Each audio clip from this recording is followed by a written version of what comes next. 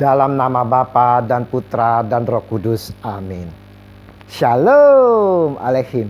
Berjumpa lagi dengan saya pada perenungan hari ini, tanggal 1 Juni 2021. Ketaatan yang tanpa batas. Bacaan liturgi hari ini diambil dari kitab Tobit 2 ayat 10 sampai dengan 23. Dilanjutkan dengan Injil Markus 12 ayat 13 sampai dengan 17. Saudara-saudaraku yang terkasih di dalam kasih Kristus, kalau kita lihat para imam-imam kepala, ahli Taurat maupun orang Farisi, begitu banyak caranya untuk menjerat Yesus. Mereka melihat bahwa Yesus telah menjadi suatu masalah yang dapat mengganggu posisi mereka sebagai pemimpin umat. Maka dengan segala cara mereka lakukan agar dapat menyingkirkan Yesus. Saat itu saudara-saudara, sedang berkembang isu tentang membayar pajak kepada Kaisar. Maka orang-orang Farisi mengajak orang Herodion, yaitu pendukung Herodes, untuk mengajukan suatu pertanyaan kepada Yesus dengan harapan bahwa pertanyaan tersebut dapat menjatuhkan Yesus. Pertanyaannya saudara, apakah diperbolehkan membayar pajak kepada Kaisar atau tidak? Haruskah kami bayar atau tidak? Markus 12 ayat 14. Pertanyaan ini saudara-saudara merupakan isu yang sangat penting bagi orang Yahudi yang sedang dijajah oleh bangsa Romawi. Yesus mengetahui saudara kejahatan hati mereka untuk mencobainya. Namun jawaban Yesus membuat mereka heran dan pergi meninggalkan Yesus dengan memperlihatkan uang koin yang digunakan untuk membayar pajak yang bertuliskan nama dan gambar Kaisar. Yesus mengatakan, berikanlah kepada Kaisar apa yang wajib kamu berikan kepada Kaisar, dan kepada Allah apa yang wajib kamu berikan kepada Allah. Markus 12 ayat 17. Apa yang dapat kita pelajari dari peristiwa ini saudara?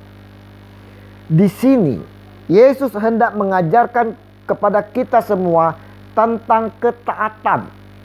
Yesus telah membuat perbedaan untuk meluruskan pemahaman tentang ketaatan, bahwa kita tidak bisa samakan ketaatan kepada Kaisar, yaitu kepada pemerintahan, dengan ketaatan kita kepada Tuhan.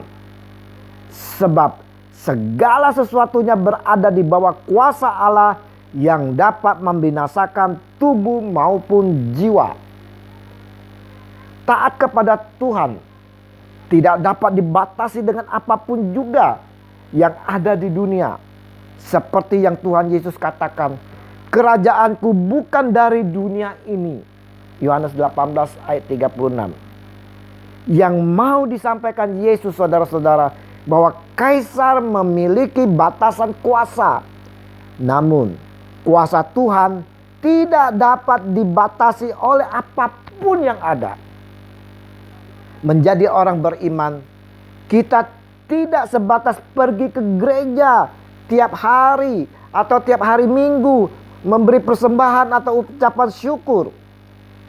Tetapi Tuhan berkata, kasihilah Tuhan Allahmu dengan segenap jiwamu, akal dan budimu, dan kasihilah sesamamu manusia seperti dirimu sendiri.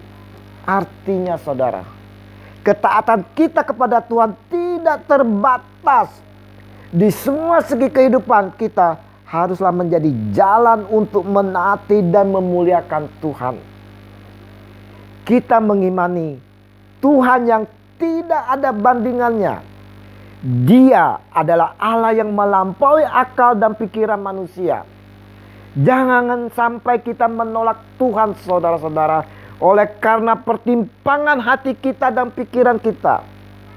Itulah sebabnya dikatakan, sebab bagi Allah tidak ada yang mustahil.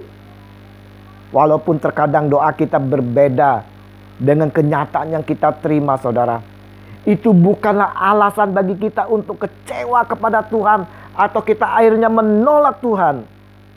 Tetapi tetaplah kita taat kepada Tuhan dengan mengimani bahwa Tuhan merancangkan yang terbaik dalam kehidupan kita.